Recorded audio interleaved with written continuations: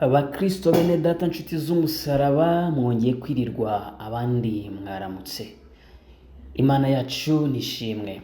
Uyu munsi turakomeza ikiganiro cyacu huguka mutima wanjye shishikarira ibya Yesu.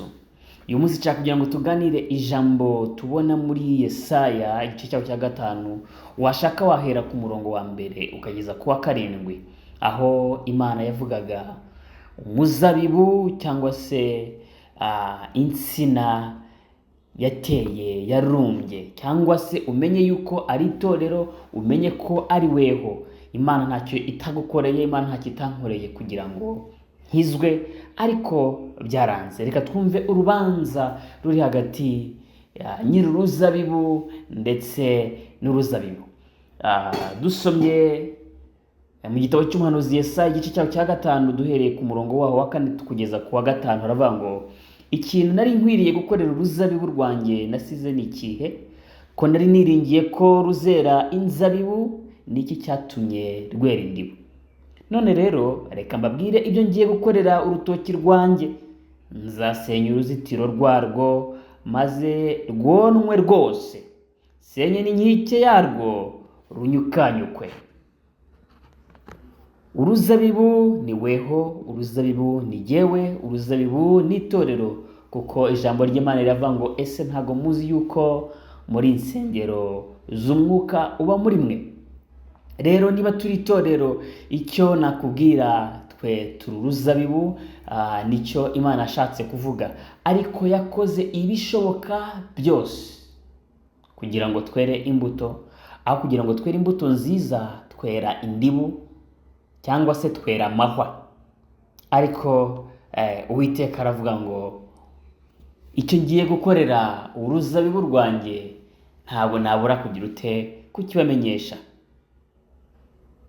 Ngo yewe, ngo nzasenya uruzitiro, hanyuma ngo nsenye n'inkiki, ruzanyukanyuka nyukwa ndetse ruzonwa.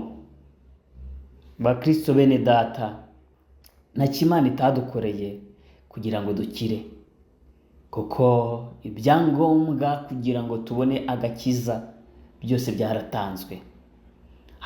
Kandi agakiza ni ubuntu twaboneye muri Yesu Kristo. Rero mwene data nshuti y'umusaraba, igihe kizagera ndetse kirageze n'ubu, aho uruzabibu rweze indibu, aho kwera imbuto rufite, ni igihe cyo kunyukanyukwa, ni igihe cyo konwa. Reka nze mbabwire, bavuze uruzitiro wumve uburinzi bw'Imana. Tekereza weho uburinzi bw'Imana bwagukuweho.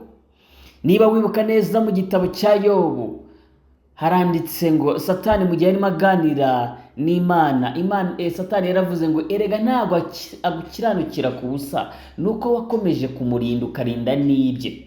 Bivuze ngo hari uruzitiro rurinda abera.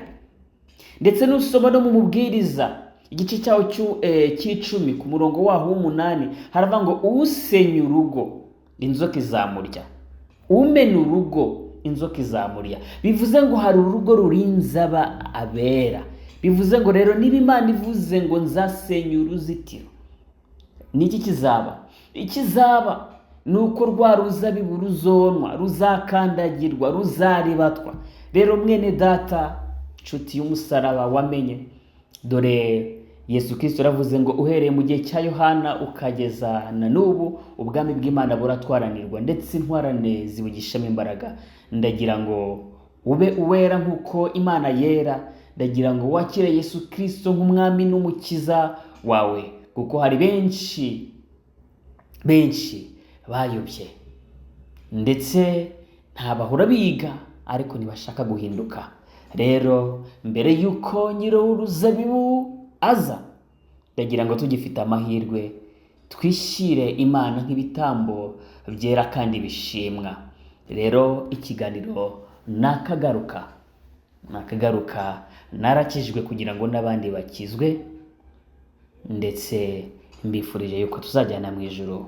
Mwari kumwe na Pastor Deo. Iyi ni Jesus Ami, ndabakunda.